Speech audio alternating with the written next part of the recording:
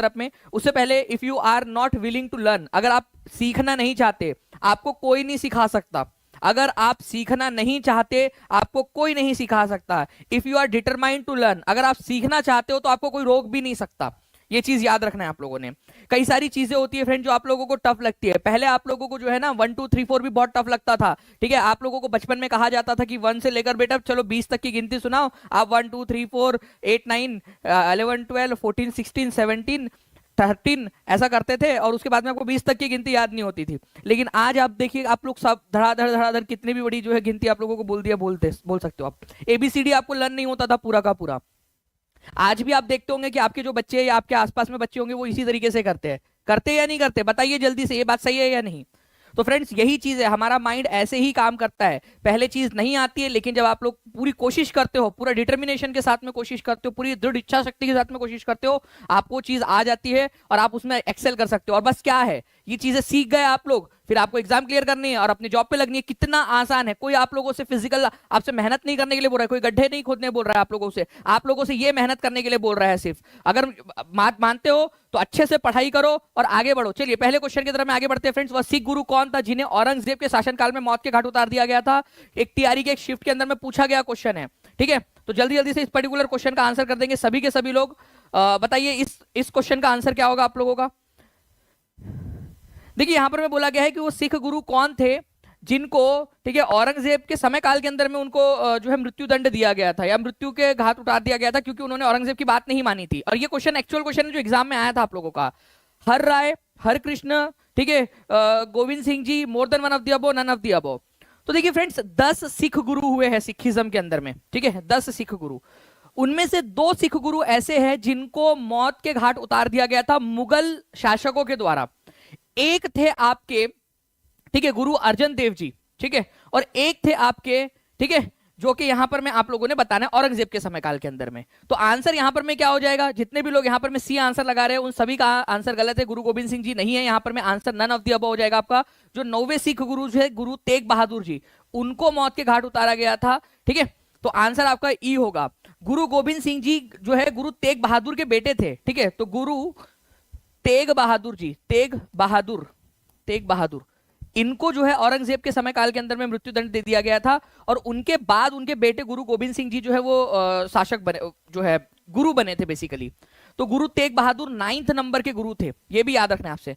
Question ऐसे भी तो बन सकता है कि औरंगजेब के द्वारा 9वें नंबर के सिख गुरु को मृत्यु दंड दे दिया गया था, उनका नाम क्या है, ठीक है, ऐसा भी बोल सकते हैं। या फिर ऐसा बोला जा सकता है कि गुरु तेग बहादुर जी जिनको औरंगजेब के द्वारा मृत्यु दंड दे दिया गया था वो कौन से नंबर के सिख गुरु थे? 9th नंबर के थे, ठीक है। इसके अलावा मैंने आप लोगों से एक बात और कही, ठीक है, मैंने आपसे कहा कि गुरु तेग बहादुर जी को जो है मृत्यु दंड दे दिया था क्योंकि उन्होंने जो है यहाँ पर में इस्लाम में परिवर्तन होने से इनकार कर दिया था औरंगजेब के कहे अनुसार, तो उन्होंने उनको मृत्यु दंड दे दिया गया। लेकिन फ्रेंड्स एक व्यक्ति और थे जिनको मृत्यु दंड दिया गया था, एक गुरु और थे, कोई नाम बता सकता है क्या? मैं बहुत इंपॉर्टेंट आप लोगों को वो क्वेश्चन बता रहा हूं जो एग्जाम में आने वाला है, आप लोगों का ध्यान से सुनना, ठीक है। उनका नाम था गुरु अर्जन देव जी, गुरु अर्जन, ठीक है, गुरु अर्जन देव, ठीक है। गुरु अर्जन देव जी जो है इनको किसके द्वारा जो है मृत्यु दंड दे दिया गया था? तो ये याद रखेंगे आप लोग, इनको मृत्यु दंड दे दिया गया था, ठीक है, किसके द्वारा? ठीक है, जहांगीर के द्वारा, जहांगीर के द्वारा, ये याद रखना है आप सभी लोगों ने, जहांगीर। ये एक इंपॉर्टेंट पॉइंट है, ये भी आप लोगों से पूछा जा सकता है। तो गुरु अर्जन देव जी, जहांगीर ने इनको मृत्यु दंड दे दिया था। और गुरु तेग बहादुर को किसने दिया था? गुरु तेग बहादुर जी को, तेग बहादुर जी जो है इनको मृत्यु दंड दे दिया था, ठीक है, औरंगजेब ने। चलिए तो ये कुछ पॉइंट्स है जो आप लोगों ने याद रखने थे, 2 पॉइंट इंपॉर्टेंट वाले, ठीक है। चलिए आगे बढ़ते हैं फ्रेंड्स। आप लोगों को देखिए एक और क्वेश्चन आप लोगों के एग्जाम में पूछा गया, ध्यान से समझिए आप सभी लोग इस पर्टिकुलर क्वेश्चन को। Which Mughal emperor's tomb is at Sikandra near Agra? Agra के पास में सिकंदरा में किसका मकबरा है? जल्दी से सभी लोग आंसर करेंगे, जो है आप कमेंट में भी आंसर कर सकते हो। क्या बाबर का मकबरा है, हुमायूं का है, अकबर का है, किसी का नहीं, या मतलब एक से ज्यादा का, या ऊपर में से कोई नहीं? तो देखिए हुमायूं का मकबरा तो दिल्ली में है, ये भी डायरेक्ट क्वेश्चन बनता है आपका कहां पर में है। बाबर जो है पहले इसको आगरा में दफनाया गया था, ठीक है, लेकिन बाद में इसकी अस्थियों को निकालकर आगरा में जो आराम महल जो है ना, आराम बाग है, वहां दफनाया गया था। लेकिन बाद में काबुल ले जाया गया, इसकी अस्थियों को काबुल में दफना दिया गया बाद में। तो अकबर जो है फ्रेंड्स, इनका मकबरा आपको आगरा के पास में सिकंदरा नाम की जगह वहां पर में मिलेगा। तो answer is option number C. ठीक है, C is the correct answer. ये याद रखेंगे, बहुत ही इंपॉर्टेंट वाला क्वेश्चन है आप लोगों का। सिकंदरा के पास में किसका मकबरा है? तो अकबर का मकबरा है। ठीक है, चलिए, ये मकबरा किसने बनवाया था? तो उनका जो बेटा था जहांगीर, जिसको सलीम के नाम से भी आप लोग जानते हो, उन्होंने ये मकबरा बनवाया था अकबर के लिए, अपने पिता के लिए। अकबर की मृत्यु जो है वो 1605 के अंदर में हुई थी, ये भी याद रखेंगे आप सभी लोग। अब एक बहुत ही इंपॉर्टेंट वाला क्वेश्चन, एनसीईआरटी बेस्ड है ये, एनसीईआरटी। अब आप देख सकते हो यहां पर मैं एनसीईआरटी बेस्ड क्वेश्चन आप लोगों का, निम्नलिखित में से, ठीक है, आपको बताना है कि बीजापुर और गोलकुंडा के राज्य किसके शासनकाल में मुगल साम्राज्य में मिलाए गए थे। अब ये सर, ये बीजापुर और गोलकुंडा क्या है? ठीक है, तो ये राज्य है। ठीक है, ये ठीक है, तो कहां पर में थे ये राज्य? बीजापुर जो है फ्रेंड्स आप लोगों को ये यहां पर में मिलेगा, इधर साइड में बीजापुर, और यहां पर में गोलकुंडा आपको आज का जो तेलंगाना वाला इलाका है ना, वहां पर में मिलेगा। तो बीजापुर और गोलकुंडा के ऊपर में कब्जा किसके समय में किया गया था, ये आप लोगों से पूछा जा रहा है, और डायरेक्टली एनसीईआरटी बेस्ड क्वेश्चन है। मैं आपको एनसीईआरटी का स्क्रीनशॉट दिखा देता हूं अभी के अभी यहां पर में। ठीक है, तो जल्दी जल्दी से आप लोग अपना अपना रिस्पॉन्स यहां पर में देते रहेंगे friends. Answer is option number C, Aurangzeb के समय में। अब देखिए ये एनसीईआरटी का स्क्रीनशॉट।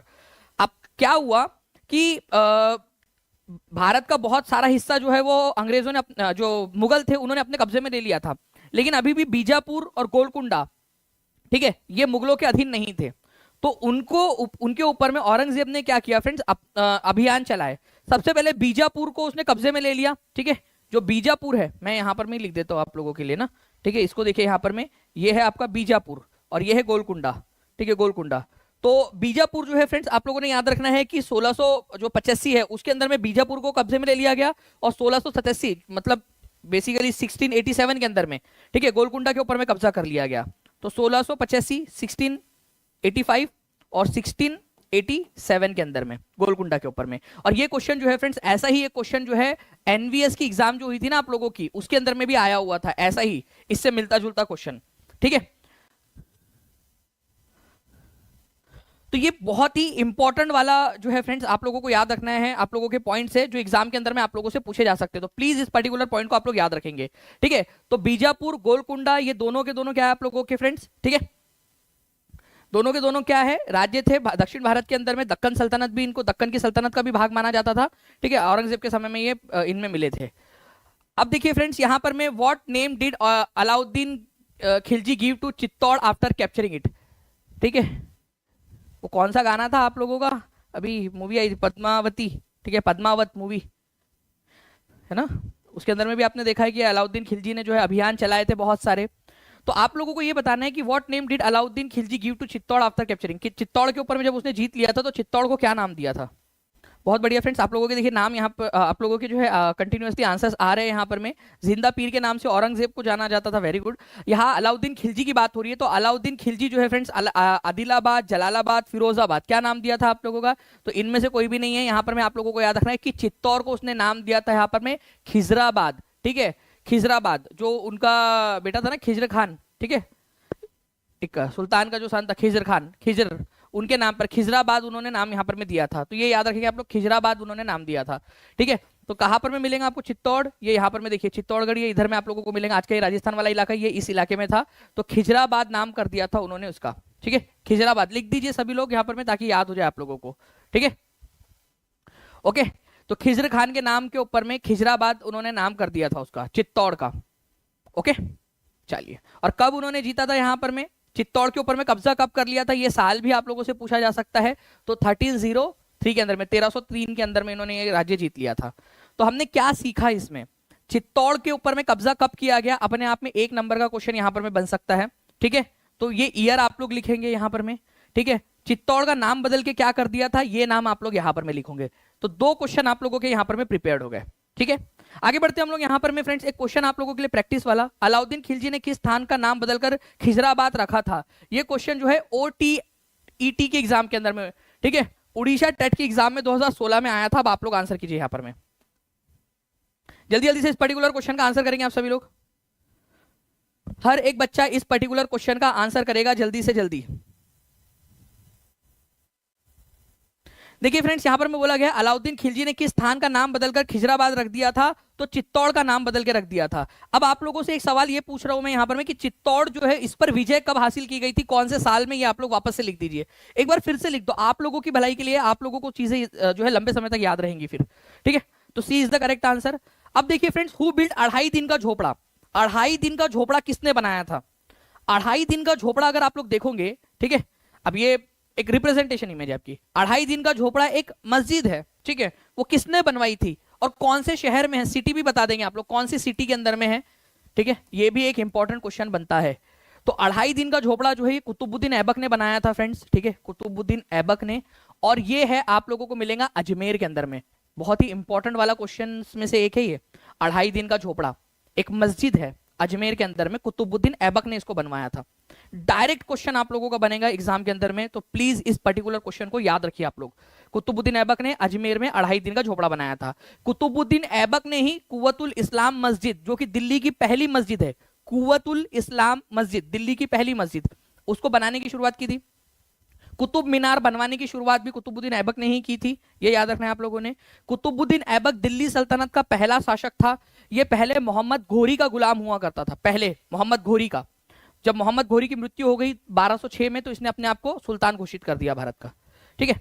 तो कुतुबुद्दीन ऐबक दिल्ली सल्तनत का पहला सुल्तान, ठीक है, इसने दिल्ली के अंदर में आप लोगों को याद रखना है कि कुव्वतुल इस्लाम मस्जिद भी बनवाई थी, अजमेर में 2.5 दिन का झोपड़ा नाम की मस्जिद बनवाई थी, कुतुब मीनार बनवाने की शुरुआत भी इसी ने की थी, ठीक है। एक चीज और आप लोगों को बताना चाहूंगा, आप लोगों के लिए फ्रेंड्स, आप लोगों को बहुत ज्यादा काम आएंगी, ठीक है, याद रखना है आप लोगों ने, इसको एक उपाधि दी गई थी, वो है लाख बख्श की, लाख बख्श। प्लीज इसको याद रख लीजिए फ्रेंड्स, ये बहुत सारे एग्जाम में आ चुका है।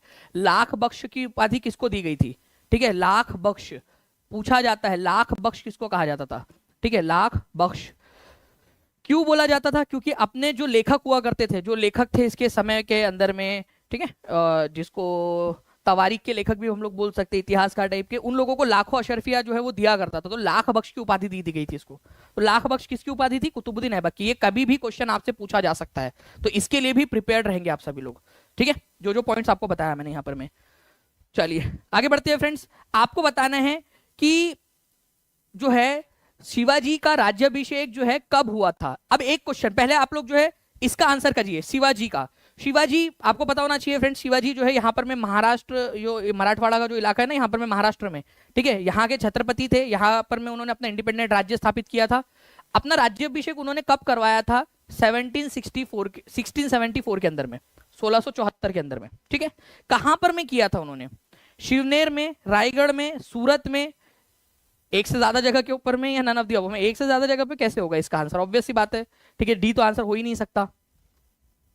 इस पर्टिकुलर क्वेश्चन का आंसर करेंगे सभी के सभी लोग, ठीक है। तो 1674 के अंदर में शिवाजी का कोरोनेशन जो है फ्रेंड्स, वो कहां पर में आप लोगों का हुआ था? तो रायगढ़ जिले के अंदर में हुआ था, ये याद रखना है आप लोगों ने। महाराष्ट्र के अंदर में रायगढ़ का किला भी है और आज रायगढ़ जिला भी है वहां पर में।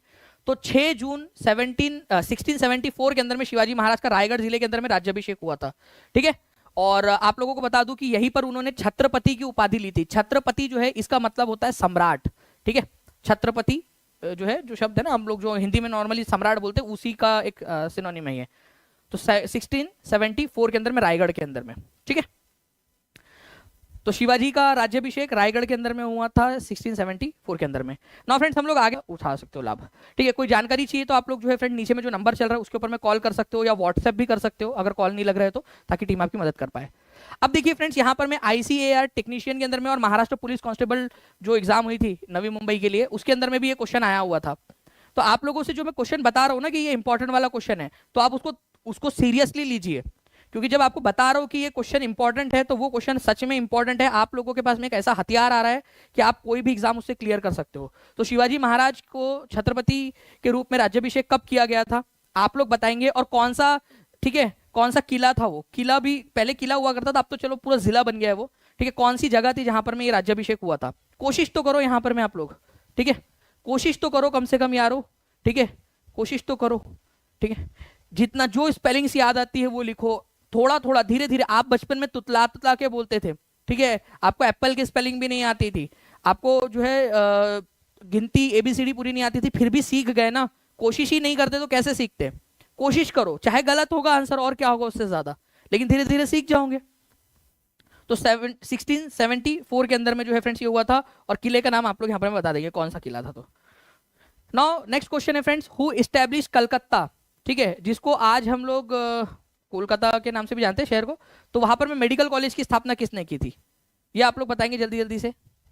बहुत बढ़िया। तो देखिए फ्रेंड्स यहाँ पर में आप लोगों का आंसर आया है। तो आंसर यहाँ पर मैं आप लोगों को ऑप्शन नंबर ये होगा, क्योंकि जो विलियम बेंटिक थे, लॉर्ड विलियम बेंटिक, उन्होंने जो है फ्रेंड्स कलकत्ता मेडिकल कॉलेज की स्थापना की थी, ठीक है, यहाँ पर में। और ये जो कलकत्ता मेडिकल कॉलेज है इसकी स्थापना की गई थी 1835 के अंदर में, ठीक है, 1835 के अंदर में। ये पूरे एशिया का पहला मेडिकल कॉलेज था। तो आप लोगों से एक क्वेश्चन और प्रिपेयर हो गया आप लोगों का यहाँ पर में, कि पूरे एशिया का, भारत का नहीं, पूरे एशिया का, ठीक है, पूरे एशिया का पहला मेडिकल कॉलेज कौन सा था। तो पूरे एशिया का पहला मेडिकल कॉलेज आप लोगों का बन जाएगा कलकत्ता मेडिकल कॉलेज। आज इसका नाम बदल के कोलकाता मेडिकल कॉलेज कर दिया गया अब उसका, क्योंकि नाम कलकत्ता चेंज हो गया ना, शहर का भी कलकत्ता से कोलकाता हो गया, तो अब वो मेडिकल कॉलेज का नाम भी कोलकाता कर दिया गया, ठीक है, कोलकाता मेडिकल कॉलेज। तो पहला एशिया का मेडिकल कॉलेज 1835 में बना था पूरे एशिया के अंदर में, ठीक है, विलियम बेंटिक के समय काल के अंदर में। तो यहां पर मैं लॉर्ड विलियम बेंटिक दिया नहीं था, इसी वजह से इसका आंसर उपर्युक्त में से कोई नहीं था। अब हो सकता है आप लोगों को यहाँ पर मैं जब अगले बार ये क्वेश्चन पूछे तो आप लोगों को ये दे दिया जाए, ठीक है, कि आप लोगों को डायरेक्टली बोल दिया जाए कि भाई विलियम बेंटिक ऑप्शन में दे दिया जाए। तो उसके लिए तैयार रहना है आप सभी लोगों ने, ठीक है, उस समय के लिए आप लोगों ने तैयार रहना है। चलो, तो ये एक पॉइंट था आप लोगों का, जो आई होप आप लोगों ने अच्छे से यहाँ पर मैं इसको सीख लिया है, ठीक है। मैं यहाँ पर मैं चेक भी करने की कोशिश कर रहा हूँ आप लोगों के कमेंट्स को भी कि क्या आप आंसर कर रहे हो। तो कोलकाता या कलकत्ता मेडिकल कॉलेज लिख देंगे, विलियम बेंटिक 1835 लिख दो सभी लोग, ताकि याद हो जाए आप सभी लोगों को। लिख देंगे, हर एक बच्चा लिख देगा जल्दी जल्दी से जी। और वेरी गुड, यहाँ पर में स्मार्टी बॉय ने भी एक एक्स्ट्रा पॉइंट भी यहाँ लिख दिया है, भारत का पहला governor general, first governor general of India, ठीक है। तो ये भी क्वेश्चन जब आपसे बने तो first governor general of India, governor general of Bengal जो है वो तो अलग था, ठीक है, Warren Hastings. Governor general of India की बात कर रहे, इंडिया का गवर्नर जनरल जो बना था, गवर्नर जनरल ऑफ इंडिया, ठीक है। तो ये कौन बना था, लॉर्ड विलियम बेंटिक ही बने थे। इन्होंने ही सती प्रथा को भी खत्म करवाया था, ये भी याद रखना है आप सभी लोगों ने, ठीक है।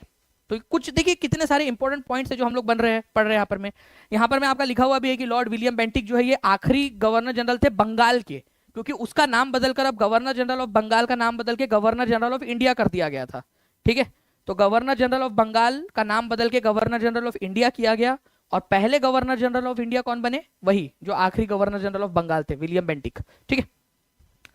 तो ये याद रखेंगे। अच्छा, ये सालबाई की संधि, सालबाई, ये बड़ा इंटरेस्टिंग सा क्वेश्चन है, और ये एनसीईआरटी में भी दिया हुआ है, याद रखना आप लोगों ने। सालबाई की संधि जो है आप लोगों की कब हुई थी और किसके किसके बीच में हुई थी, डायरेक्ट क्वेश्चन तो ये भी बन सकता है कि सालबाई की संधि जो है किसके किसके बीच में हुई थी, ठीक है। जल्दी जल्दी से बता देंगे आप लोग यहाँ पर में। सालबाई की संधि पहले एंग्लो मराठा वॉर के बाद में, दूसरा एंग्लो मराठा वॉर, तीसरा एंग्लो मराठा वॉर। अब मैं एक चीज तो बता दूं कि अंग्रेजों और मराठों के बीच में हुई थी, क्योंकि डायरेक्ट क्वेश्चन ये तो आता है आपका कि सालबाई की संधि, सालबाई जो है ना एक पीक है महाराष्ट्र के अंदर में, ठीक है, तो उसी के नाम पर इस संधि का नाम पड़ा था, सालबाई की संधि, ठीक है। तो ये हुई थी जो अंग्रेज थे यहाँ पर में, ठीक है, जो ब्रिटिशर्स थे, इंग्लिश, ठीक है, और मराठा, इनके बीच में हुई थी ये संधि, ये याद रखेंगे आप सभी लोग।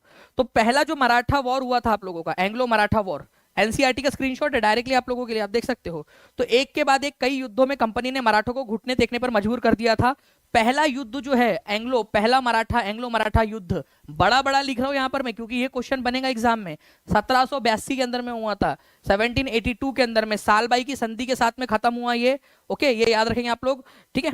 और इसके अंदर में काफी सारी जो है शर्तें कुछ अंग्रेजों ने मान ली थी, कुछ ब्रिटिशर्स ने मान ली थी। दूसरा मराठा एंग्लो मराठा वॉर 1803 से 1805 के बीच में चला, और तीसरा एंग्लो मराठा वॉर 1817 से 1819 के बीच में पड़ा, और जिसके बाद में मराठा लोगों को पूरी तरह से क्रश कर दिया गया था, ठीक है, ये याद रखना आप सभी लोगों ने।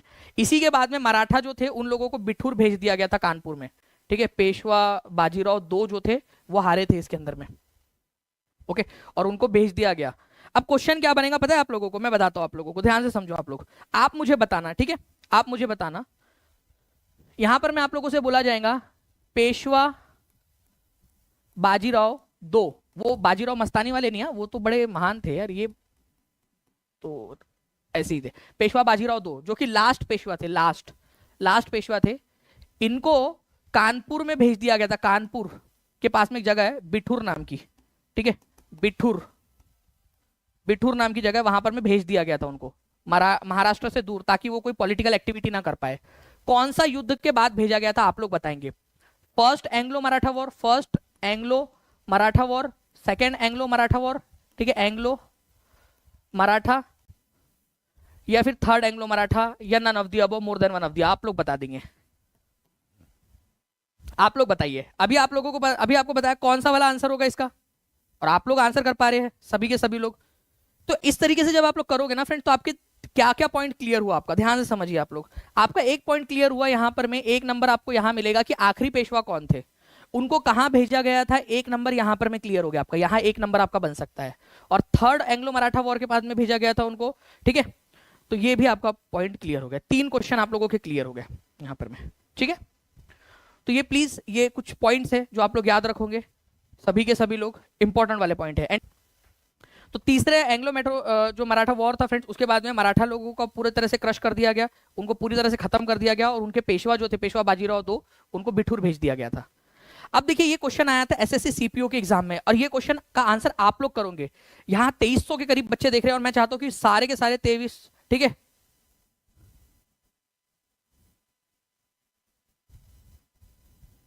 ठीक है। प्रीति कुमारी, तुम इस लायक नहीं हो,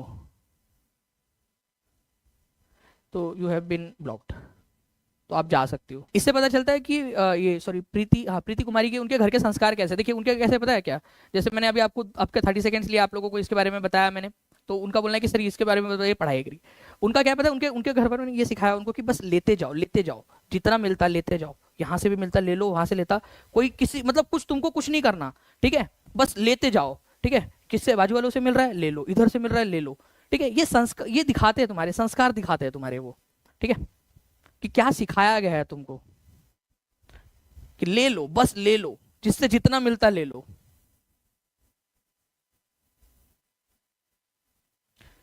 तो बढ़िया संस्कार है यार, मतलब घर वालों, आप बताना कि आप प्रीति कुमारी घर पे जाके कि यार मम्मी पापा बहुत बढ़िया संस्कार दिए तुमने यार, मतलब वैसे जनरली ऐसे होता नहीं है, नॉर्मली नॉर्मल लोगों को ऐसे नहीं मिलते संस्कार, ठीक है, अलग तरीके के वाले दिए हैं, ले लो वाला काम बस। हाँ, मतलब उन्होंने देखा होगा ना उनके घर पे कि इस तरीके से होता है, तो वो अप्लाई करी। कौन सा युद्ध सालबाई की संधि के साथ में समाप्त हुआ था? तो सालबाई की संधि के साथ में पहला, दूसरा, तीसरा कौन सा हुआ था? तो पहला पानीपत, पहला जो एंग्लो मराठा वॉर था वो समाप्त हुआ था, ये याद रखना है आप सभी लोगों ने, ठीक है। पहला एंग्लो मराठा वॉर, ठीक है, फर्स्ट एंग्लो मराठा वॉर ये समाप्त हुआ था, ये याद रखना है आप सभी लोगों ने, इंपॉर्टेंट है, एग्जाम के अंदर में पूछेगा आप लोगों से, ठीक है। 1782 में सालबाई की संधि कब हुई थी? सालबाई की संधि 1782 के अंदर में हुई थी, ये भी आप लोग याद रखोगे, सालबाई की संधि 1782 के अंदर में, ठीक है। चलिए, तो C is the correct answer. Next question है, सालबाई की संधि किसके बीच में हुई थी? एमपी पुलिस एसआई के अंदर में आया हुआ क्वेश्चन है आप लोगों का, ठीक है। जल्दी जल्दी से बताएंगे इस पर्टिकुलर क्वेश्चन का आंसर, इस क्वेश्चन का आंसर करिए सभी लोग जल्दी जल्दी से। तो सालबाई की जो संधि है, ठीक है, सालबाई की जो संधि है ये आप लोगों ने याद रखना है कि मराठा और किसके बीच में हुई थी? मराठा और ब्रिटिश ईस्ट इंडिया कंपनी के बीच में हुई थी। तो ए इज द करेक्ट आंसर, और ये एक्चुअल एग्जाम का क्वेश्चन आपको दिखा रहा हूं, एक्चुअल एग्जाम का क्वेश्चन जो आप लोग यहां पर में देख सकते हो, ठीक है।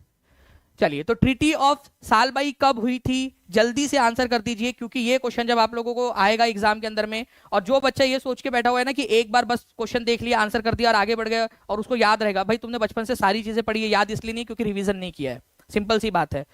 ओके, तो सालबाई की जो संधि है ये आपकी 1782 के अंदर में हुई थी। याद करो, revision is the key to success, जितना ज्यादा रिवीजन करोगे उतना ज्यादा फायदा होगा।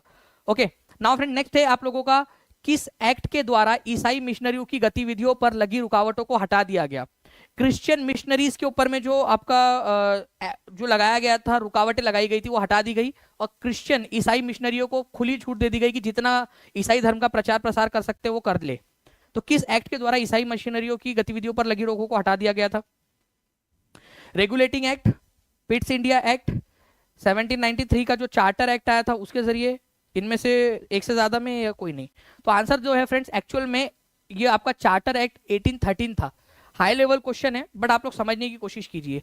1813 का जो एक्ट था उसमें क्या क्या चीजें हुई। सबसे पहली चीज तो ये याद रखना है आप लोगों ने कि ब्रिटिश ईस्ट इंडिया कंपनी जो है ना यहाँ पर में पहली बार ये हुआ कि भाई ब्रिटिश संपत्ति जो है भारत के अंदर में उस पर क्राउन का मतलब ब्रिटेन के राजा का जो है वर्चस्व है, उसकी संपत्ति है करके। ये भारत में ईस्ट इंडिया कंपनी की जितनी भी संपत्ति वो ब्रिटेन के राजा या रानी जो भी शासन कर रहा होगा उसकी संपत्ति रहेंगी, ये बोला गया। और 1858 में तो ईस्ट इंडिया कंपनी ही बंद कर दी गई डायरेक्टली। उसके बाद में जो है फ्रेंड्स 1813 के ही एक्ट के तहत क्या किया गया था आप लोगों का, जो चार्टर एक्ट था 1813 का, उसी के तहत आपका जो ब्रिटिश मिशनरीज थी उन लोगों को यह अधिकार दे दिया गया कि भाई वो खुले रूप से जो है ईसाई धर्म का प्रचार प्रसार कर सके। तो आप लोगों को याद रखना है चार्टर एक्ट 1813 की जो इंपॉर्टेंट पॉइंट्स है, ठीक है, उसमें से चार्टर अधिनियम किस charter D triple S B TGT का क्वेश्चन है आप लोगों का, जल्दी से बताइए। इस क्वेश्चन को पढ़िए, D triple S B TGT का एक्चुअल क्वेश्चन है आप लोगों का, फीमेल शिफ्ट का।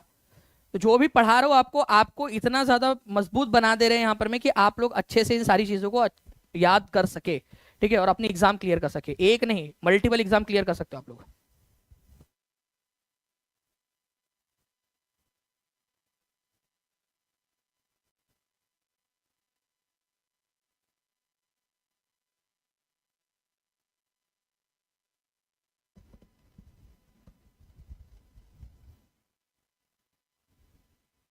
बहुत बढ़िया फ्रेंड्स, आप लोगों के देखिए यहाँ पर में कंटिन्यूअसली आंसर्स आते जा रहे हैं यहाँ पर में, ठीक है। तो चार्टर एक्ट के बारे में आप लोगों के चार्टर एक्ट कौन सा था यहाँ पर में, चार्टर एक्ट कई सारे लोग अभी भी देख रहे हो 1833 और 1813 के अंदर में कंफ्यूज हो रहे हैं, ठीक है। जबकि अभी थोड़ी देर पहले हम लोगों ने देखा कि 1813 था, वो आपका 1813 था, ठीक है, इंपॉर्टेंट है आप लोगों का। इसके अलावा जो है फ्रेंड्स क्या बताया था मैंने आपको कि भाई भारत के अंदर में जो ब्रिटिश प्रजेशन है, ईस्ट इंडिया कंपनी की जो संपत्ति है वो किसकी रहेंगी, ब्रिटेन के राजा की रहेंगी, ये वाली बात बोली गई थी यहाँ पर में। ओके, इंपॉर्टेंट पॉइंट है, एग्जाम के अंदर में आप लोगों से पूछ सकते हैं यहाँ, ठीक है। चलिए, अच्छा एक और चीज थी आप लोगों की जो आप लोगों ने याद रखना है। 1813 का कानून, जब अभी इतनी बात निकली तो एक चीज और बता देता हूँ आप लोगों को। प्लस का साइन कहाँ चला गया भाई यहाँ पर में, ठीक है यहाँ पर। ओके, तो चार्टर एक्ट कौन सा था जिसके तहत एजुकेशन के लिए, ठीक है, एजुकेशन इन इंडिया, एजुकेशन के लिए, ठीक है, एजुकेशन के लिए 1 लाख रुपए रखे गए थे, निकालकर 1 लाख रुपए, ठीक है, कंपनी ने दिए थे, ईस्ट इंडिया कंपनी 1 लाख रुपए जो है वो एजुकेशन के लिए देगी भारत में। ये कौन सा चार्टर था, 1833 था, 1813 था, ठीक है, कौन सा था, क्योंकि ये भी तो क्वेश्चन बहुत इंपॉर्टेंट है, याद रखना आप लोग, ये बहुत इंपॉर्टेंट क्वेश्चन है आपका। कौन से चार्टर के तहत ये किया गया था कि 1 लाख रुपए रखे जाएंगे निकाल के, ठीक है, वही एक्ट जिसके तहत भारत के अंदर में मिशनरीज को एक्टिविटी करने की अनुमति दी गई थी, और वही वाला एक्ट आप लोगों का जिसके तहत जो है यहाँ पर में आप लोग याद रखोगे कि भारत के अंदर में 1 लाख रुपए एजुकेशन के लिए निकाले गए थे, ठीक है। ईस्ट इंडिया कंपनी हर साल 1 लाख रुपए देंगी। इसको सुपर डुपर इंपॉर्टेंट मार्क करेंगे आप सभी लोग, इस पॉइंट को सुपर डुपर इंपॉर्टेंट पॉइंट, ठीक है। चलिए, ओके, तो ये क्वेश्चन मैं कभी भी आप लोगों से पूछ सकता हूँ बनाकर, हो सकता है कल ही मैं सेशन के अंदर में एक आपको जो है ट्रिकी सा क्वेश्चन बनाकर यहाँ पर मैं डाल दूं इसके लिए, तो इसको याद रखेंगे आप सभी लोग। सी इज द करेक्ट आंसर इसका। अच्छा चलिए, यहाँ पर मैं बताना है रेगुलेटिंग एक्ट किस वर्ष पास किया गया था। रेगुलेटिंग एक्ट, एक रेगुलेटिंग एक्ट आया था जिसके जरिए गवर्नर जो था बंगाल का उसको गवर्नर जनरल बना दिया गया था। सत्ता नहीं मिली थी मनीष, वहां पर मैं सत्ता की बात नहीं हो रही, वहां पर मैं बात हो रही है कि जो पोजीशन है, ठीक है, अब डायरेक्टली जब ईस्ट इंडिया कंपनी से सारे जो है राजनीतिक अधिकार लेकर ब्रिटिश क्राउन को दे दिए गए 1858 में, तो उसकी भूमिका तो पहले से बनाई जा रही होगी ना। तो 1813 में पहली बार ये बोला गया था कि भारत के अंदर में जो जितने भी पोजेशंस है, पोजेशन मतलब होता है जितनी भी संपत्ति है ईस्ट इंडिया कंपनी की, ठीक है, वो एक्चुअल में है किसकी, वो ब्रिटिश क्राउन की, ब्रिटिश ईस्ट इंडिया कंपनी उसके बिहाफ पे उसका शासन चला रही है, ठीक है।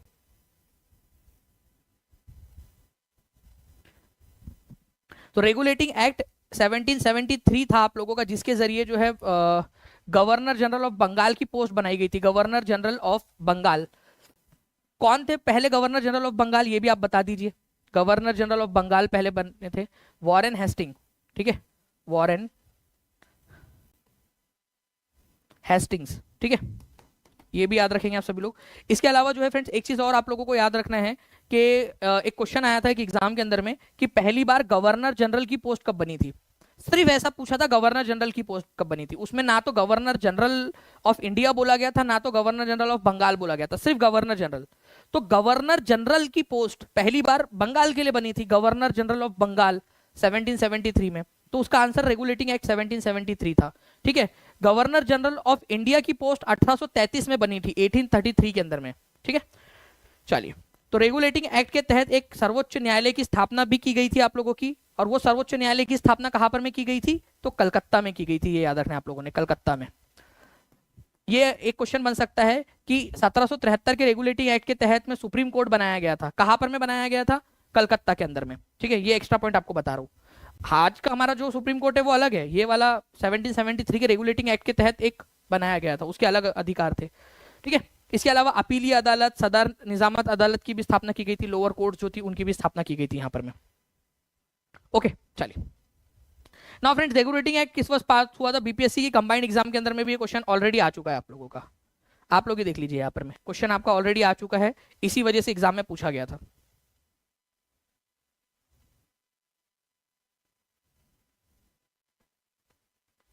बताइए इस पर्टिकुलर क्वेश्चन का आंसर क्या होगा आप लोगों का। तो रेगुलेटिंग एक्ट किस वर्ष पारित किया गया था, ये पारित किया गया था आप लोगों का 1773 के अंदर में। ये बीपीएससी 2015 का क्वेश्चन है, आप लोग खुद ही देख सकते हो। ठीक है, 1773 में ब्रिटिश संसद द्वारा मुख्य रूप से बंगाल में ईस्ट इंडिया कंपनी के क्षेत्रों को नियंत्रित करने के लिए कौन सा अधिनियम पारित किया गया था। ठीक है, गवर्नमेंट ऑफ इंडिया एक्ट नाम था उसका, इंडियन काउंसिल एक्ट नाम था, चार्टर एक्ट नाम था, या रेगुलेटिंग एक्ट नाम था उसका। अब देखिए ये क्वेश्चन आप लोगों के लिए कितना इजी हो गया। आप लोग देखिए आप कितनी सारी एग्जाम्स क्लियर कर सकते हो, कितने आप पावरफुल बनते जा रहे हो धीरे धीरे। तो टीचिंग परीक्षा पे ये लेक्चर्स देखकर आपके हाथ में एक पावर आ रहा है फ्रेंड्स, कि कोई भी एग्जाम को क्लियर कर सकते हो आप सभी लोग। तो आंसर इसका रेगुलेटिंग एक्ट हो जाएगा आप लोगों का। ठीक है, चलिए। नाउ फ्रेंड, नेताजी सुभाष चंद्र बोस जो है उन्होंने प्रोविजनल गवर्नमेंट बनाई थी फ्री इंडिया की, एक जो है अस्थायी सरकार बनाई थी, कब। और ये क्वेश्चन मैं आप लोगों को बता दूं टीआरई के अंदर में आ चुका है, और आप लोगों को पेड कोर्स में मैं ऑलरेडी आपको करवा चुका था इसका पूरा का पूरा। ठीक है, उसका जो है मैंने आपको पिछले लेक्चर में प्रूफ भी दिखाया था कि पूरा हमने नेताजी सुभाष चंद्र बोस की जो अंतरिम सरकार थी उसके बारे में हमने देखा था। तो 19 अक्टूबर 1943 में, 21 अक्टूबर 1943 में, 23 अक्टूबर 1943 में। तो 1943, 1943, 1943 यहाँ पर में कॉमन है। अब आपको एग्जैक्ट डेट वहां पर में होनी चाहिए थी। तो आप लोगों को देखिए ये वो स्लाइड थी जो मैंने आपको कराया था क्लास में। ठीक है, 21 अक्टूबर 1943 को कहां पर में उन्होंने जो है आरजी हुकूमत ए आजाद हिंद, आरजी हुकूमत का मतलब ही होता है प्रोविजनल गवर्नमेंट। आरजी हुकूमत देखिए ध्यान से समझिए, आरजी हुकूमत का मतलब होता है अस्थायी सरकार। जब तक कि परमानेंट सरकार नहीं बन जाती तब तक हम यहां से सरकार चलाएंगे, वैसा वाला। आरजी हुकूमत आजाद हिंद नाम से उन्होंने बनाया था 21 अक्टूबर को। ठीक है, ये याद रखना है आप लोगों ने। और इसके अलावा जो है एक चीज आपको बता दूं, ये कहां बनाया था, ये भी एक इंपॉर्टेंट पॉइंट है, प्लीज इसको याद रखिए आप सभी लोग। ये लिखिए कहां पर बनाया था, मैं चाहता हूं आप लोग जल्दी जल्दी से कमेंट में लिख दे इसको, ये बहुत इंपॉर्टेंट है। कहां से घोषणा की थी उन्होंने, ठीक है, कहां से घोषणा की थी, सिंगापुर से घोषणा की थी। ओके, तो 21 अक्टूबर 1943 को सिंगापुर से उन्होंने घोषणा की थी। ठीक है, इंपॉर्टेंट पॉइंट है आप लोगों का। किसने मदद की थी, कौन से देश ने उनको, तो उनकी मदद की थी जापान ने, जापान की मदद से। ओके, पीएस टेट के अंदर में भी कंवलदीप जी सारे के सारे पीएस टेट में भी आपको काम आएगा ही आएगा सारा ये, क्योंकि इंपॉर्टेंट पॉइंट्स है सारे ये आपके। ठीक है, राजस्थान की एग्जाम हो, चाहे बिहार की हो, उत्तर प्रदेश की हो, पंजाब की हो, ये सारी ये पॉइंट्स है जो इंपॉर्टेंट वाले आप लोगों के। ठीक है, चलिए। तो सिंगापुर से की थी 21 अक्टूबर को, तो answer is option number B. और ये एक्चुअल क्वेश्चन आपको दिखा रहा हूं मैं, जो डिफरेंट शिफ्ट्स में पूछे गए आप लोगों के अलग अलग इसमें, अलग अलग पेपर्स में। और यही क्वेश्चन तो आप लोगों के आते हैं, आपको पता ही है। आपको बताना है कि कहां से सुभाष चंद्र बोस जो है उन्होंने एक फेमस नारा दिया था दिल्ली चलो का, कलकत्ता से दिया था, पटना से दिया था, या सिंगापुर से दिया था, या एक जगह से ज्यादा से दिया था, या इनमें से किसी में से भी नहीं दिया था। जल्दी बताइए। इस पर्टिकुलर क्वेश्चन का आंसर करना है आप लोगों ने कि भाई सुभाष चंद्र बोस ने किस स्थान से दिल्ली चलो का नारा दिया था। और ये आप देख सकते हो एक्चुअल पेपर का आपका स्क्रीनशॉट है जो बीपीएससी की वेबसाइट पर अवेलेबल है।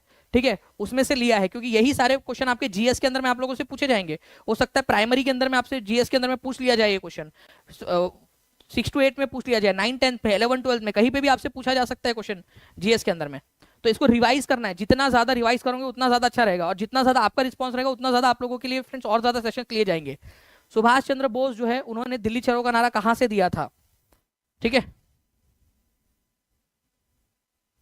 जी, तो आंसर जो है फ्रेंड्स आपका हो जाएगा सिंगापुर। अभी आपको थोड़ी देर पहले बताया मैंने कि वहीं से उन्होंने क्या किया था, आरजी हुकूमत जो है उसकी भी स्थापना की थी। अब देखिए फ्रेंड्स, किसने आजाद हिंद फौज की कमान संभाली और इसे दिल्ली चलो की प्रसिद्ध घोषणा की। अब बताइए ये क्वेश्चन, ये आपका टीआरई 2 के अंदर में आया, टीआरई 1 का क्वेश्चन। अब बताइए इसमें क्या है बेसिकली।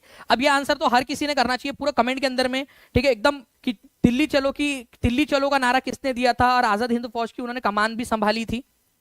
तो दोनों पॉइंट उनके लिए होने चाहिए। सिंगापुर से नारा दिया था उन्होंने, चलो ये भी मैं आप लोगों को हिंट दे देता हूं। ये एक्चुअल क्वेश्चन है एग्जाम का, आपका जो एग्जाम में आया हुआ है, लोगों को जॉब लगी है इस क्वेश्चन से, ठीक है। तो जो बच्चा अच्छे से करेगा, जो है एक स्टूडेंट की तरह रहेगा जब तक जॉब लग नहीं जाती अच्छे से, ठीक है, तो वो बच्चा आगे बढ़ जाएगा यहाँ पर। जी, तो आप लोगों के जो है फ्रेंड्स कंटिन्यूअसली आंसर्स आ रहे हैं और ये बहुत अच्छी बात है। ई आंसर, आंसर जो है आप नाम लिखिए, ई के साथ में भी नाम लिखिए। मैं चाहता हूं आप लोगों को याद होना चाहिए बेसिकली, ये सारी चीजें आप लोगों के लिए है कि आप इसको कितना अच्छे से याद कर पाए। तो आजाद हिंद फौज, ठीक है, देख सकते हो एनसीईआरटी का स्क्रीनशॉट, आजाद हिंद फौज, ठीक है, या इंडियन नेशनल आर्मी जिसको हम लोग बोलते हैं, ओके। और जो है उसको लेकर उन्होंने दिल्ली चलो का जो है वो नारा भी दिया था सुभाष चंद्र बोस ने आपके, ठीक है। Who organise a counter petition of enlightened Hindus who were supporters of burning rite of sati. किसने जागरूक हिंदुओं के विरुद्ध याचना का आयोजन किया जो सती के जलाने के पक्षधर थे, ठीक है।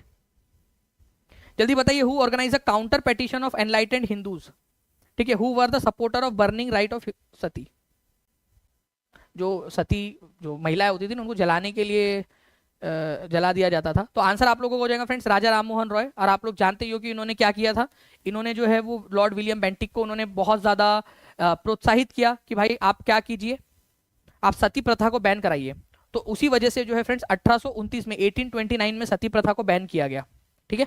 ये आप देख सकते हो यहाँ पर में, सती प्रथा जो है 1829 में बैन किया गया और उसमें सबसे बड़ा हाथ किसका था, राजा राममोहन रॉय का था, जिन्होंने इस बात से वो काफी दुखी थे और उन्होंने यही बात जाकर जो है लॉर्ड विलियम बेंटिक के सामने भी रखी।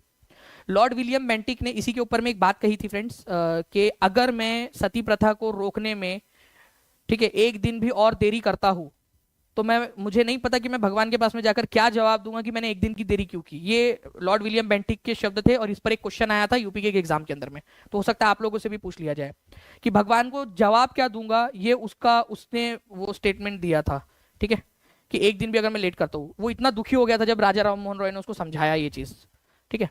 तो हमारे जीवन से एक प्रकाश चला गया, एनसीईआरटी का लाइन है डायरेक्टली। और ये क्वेश्चन, ये पॉइंट मैंने आपको पेड कोर्स के अंदर में भी करवाया हुआ है, डायरेक्टली दिखाया, तो उसके नीचे में आप लोगों को एक लाइन लिखी हुई है, हमारे जीवन से एक प्रकाश चला गया और चारों तरफ अंधेरा ही अंधेरा है, राष्ट्रपिता अब नहीं रहे। ये किसने घोषणा की थी, ठीक है, रेडियो के ऊपर में किसने घोषणा की थी, ये एनसीईआरटी का पॉइंट है फ्रेंड्स आपका डायरेक्टली।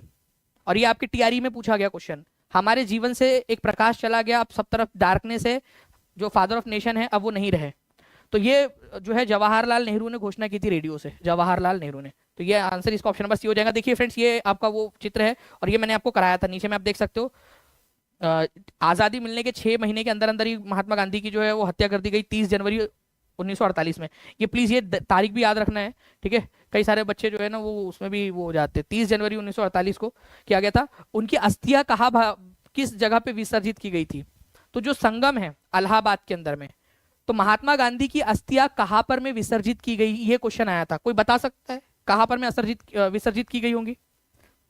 मैंने संगम बोल दिया अभी आप लोगों के लिए। अब आप लोग बता दीजिए, एक बार कमेंट करके देख लेते कितने लोग आंसर कर पाते हैं। ये भी क्वेश्चन आया हुआ है, तो इलाहाबाद के अंदर में, जिसको आप लोग प्रयागराज बोलते हो ना, ठीक है, तो प्रयाग भी आ सकता है अब आप लोगों के लिए, प्रयाग भी आ सकता है, प्रयागराज, ठीक है। उस समय तो इलाहाबाद बोला जाता था। तो इलाहाबाद के अंदर में फरवरी 1948 के अंदर में फ्रेंड्स गांधी जी की अस्थियों को विसर्जित किया गया था, ओके, संगम पर। तो इसको भी आप लोग थोड़ा सा याद रख लोगे। और यहाँ पर में देखिए जो ऑल इंडिया रेडियो था उसके ऊपर में पंडित जवाहरलाल नेहरू की आवाज आती है, ठीक है। फ्रेंड्स एंड कॉमरेड्स, साथियों, light has gone out of our lifes, हमारे जीवन से प्रकाश चला गया और सब तरफ में अंधेरा ही अंधेरा है, ठीक है। हमारे बिलव्ड लीडर, हमारे जो नेता है, father of the nation is no more, वो नहीं रहे। और इस तरह से खबर जो है फ्रेंड्स उन्होंने पूरे देश को बताई थी। भारतीय संघ के साथ भारतीय राज्यों के एकीकरण में किसने महत्वपूर्ण भूमिका निभाई, ठीक है। Integration of Indian states with the union, Indian union, Bharat जो है एक इंडियन यूनियन रहेगा, यूनियन ऑफ द स्टेट्स है या यूनियन ऑफ टेरिटरीज है हमारा भारत, राज्यों का संघ है, ठीक है। तो ये आर्टिकल नंबर 1 में बात दी गई है, ये आप लोगों को पता है ना कि आपके टीआरई 3 का जो लीक पेपर था उसमें भी आया था, आर्टिकल नंबर 1 में ये बात बोली गई कि India will be a union. ठीक है, उसमें कई सारे राज्यों का विलय करवाया गया। किसकी सबसे महत्वपूर्ण भूमिका थी? सरदार Vallabh Bhai Patel, Maulana Abul Kalam Azad, Jawaharlal Nehru, more than one of the above, none of the above. इनमें सबसे महत्वपूर्ण भूमिका जो थी फ्रेंड्स वो सरदार वल्लभ भाई पटेल की थी, ये याद रखना आप लोगों ने। ये जो है जो रियासती मामले थे उसके मंत्री थे ये। रियासत मतलब हमारा भारत जब आजाद हुआ तो उसमें 2 प्रकार की टेरिटरीज थी। एक ऐसी टेरिटरी, एक ऐसे कुछ ऐसे इलाके जो डायरेक्ट अंग्रेजों के कब्जे में थे, उसको बांट दिया अंग्रेजों ने इंडिया और पाकिस्तान में। अब जो रियासत है 565 छोटी बड़ी रियासतें थी, 565। अब उनके ऊपर में निर्भर था कि वो पाकिस्तान में जाकर मिलना चाहते हैं या इंडिया में मिलना चाहते हैं या आजाद रहना चाहते हैं। वो उनको छूट दी गई थी अंग्रेजों के द्वारा। तो उनमें से मैक्सिमम को भारत में मिलाने का श्रेय जो है वो सरदार वल्लभ भाई पटेल को जाता है, उनकी कूटनीति को जाता है। ठीक है, तो आंसर इसका ऑप्शन नंबर ए हो जाएगा। तो सरदार वल्लभ भाई, एनसीईआरटी का स्क्रीनशॉट देखिए आप लोग। Sardar Vallabh Bhai Patel played an important role in negotiations for independence during 1945 से 47 के बीच में जो निगोसिएशन चल रहे थे उसमें। और साथ ही साथ जो है फ्रेंड्स आप लोगों को याद रखना है कि उन्होंने जितने भी हमारे रियासतें थी, ठीक है, उनको भारत के अंदर में मिलाने का भी श्रेय जो है वो इन्हीं को जाता है। किसने वाक्यांश दिया था कि स्वराज हमारा जन्मसिद्ध अधिकार है? आगे में उन्होंने कहा था हम इसको लेकर भी रहेंगे, ये भी उन्होंने कहा था। ये भी आपके एग्जाम में आया हुआ क्वेश्चन है। अगर आप चाहते हो फ्रेंड्स ऐसे ही बहुत सारे और क्वेश्चन आप लोगों के लिए करवाए जाए तो आप लोग जो है ज्यादा से ज्यादा इस सेशन को लाइक एंड शेयर करते रहेंगे। ठीक है, और सब्सक्राइब जरूर कर लीजिए ताकि आप लोगों को ऐसे ही वीडियोस मिलते रहे। ठीक है, जल्दी जल्दी से इसका आंसर कीजिए फ्रेंड्स, आप सभी के सभी लोग रखते हैं। तो स्वराज मेरा जन्म सिद्ध अधिकार है, मैं इसको लेकर रहूंगा, ये नारा दिया था फ्रेंड्स बाल गंगाधर तिलक ने। बाल गंगाधर तिलक के बारे में 2-3 चीजें और बताना चाहता हूँ आप लोगों को मैं ना। पॉइंट्स बताना अच्छा लगता है आप लोगों को ताकि आप लोगों के आने वाले एग्जाम के लिए आप लोग प्रिपेयर हो सके। ठीक है, आपको बता दूं फ्रेंड्स कि केसरी, ठीक है, और मराठा नाम के अखबार इन्होंने स्टार्ट किए थे। मराठा, ठीक है, ये अखबार उन्होंने 1881 में स्टार्ट किए थे। ये वाला क्वेश्चन आपका DSSB के अंदर में आ चुका है, DSSB TGT के अंदर में। ठीक है, आपका ये वाला क्वेश्चन इनकी भाषा के ऊपर में क्वेश्चन आ चुका है आप लोगों को ऑलरेडी। ठीक है, आपको पिछली बार दिखाया भी था इंग्लिश। ठीक है, ये वाला क्वेश्चन भी आपका DSSB के एग्जाम में आ चुका है। ठीक है, और ये मराठी भाषा में था, मराठी, ये भी याद रखेंगे आप सभी लोग। एग्जाम वाले क्वेश्चन है आप लोगों के। इन्होंने जो है फ्रेंड्स आपको याद रखना है, ठीक है, गीता रहस्य करके एक बुक लिखी थी, गीता रहस्य, गीता रहस्य, और आर्कटिक होम टू वेदास। ठीक है, आर्कटिक होम टू वेदास। वैदिक लोगों का घर कौन सा था? आर्कटिक था। आर्कटिक का इलाका जो है ना हमारे, ये वाला हमारी पृथ्वी है तो ये ऊपर वाला आर्कटिक का इलाका है, तो वहां पर में रहते थे करके ऐसी बुक इन्होंने लिखी थी। ये भी आप लोग याद रख सकते हो। ठीक है, एक और चीज है फ्रेंड्स, ठीक है, भारतीय अशांति का जनक किसको कहा जाता है? भारतीय अशांति का जनक, ये क्वेश्चन आप लोगों से पूछा जाएगा, प्लीज इस पर्टिकुलर पॉइंट को याद रखिए आप सभी लोग। भारतीय अशांति का जनक किसको कहा जाता है? भारतीय अशांति का जनक किसको कहा जाता है, ये आप लोगों से बन सकता है। तो ठीक है, इंडियन अनरेस्ट, तो भारतीय अशांति का जनक जो है आप लोग जो है बाल गंगाधर तिलक को ही कहते हो। बाल गंगाधर जो तिलक है उन्हीं को कहा जाता है भारतीय अशांति का जनक। ठीक है, भारतीय अशांति का जनक, कि भारत में जितनी भी अशांति है वो किसने की है पैदा? बाल गंगाधर तिलक ने। किसने कहा था ये बात? ये बात जो है फ्रेंड्स वैलेंटाइन चिरोल ने कही थी। वैलेंटाइन चिरोल ने अपनी पुस्तक में कही थी, चिरोल।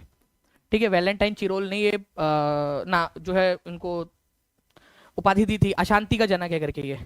ओके, चलिए, तो ये जो है फ्रेंड्स आप लोगों ने याद रखना है, इंपॉर्टेंट पॉइंट्स है आप लोग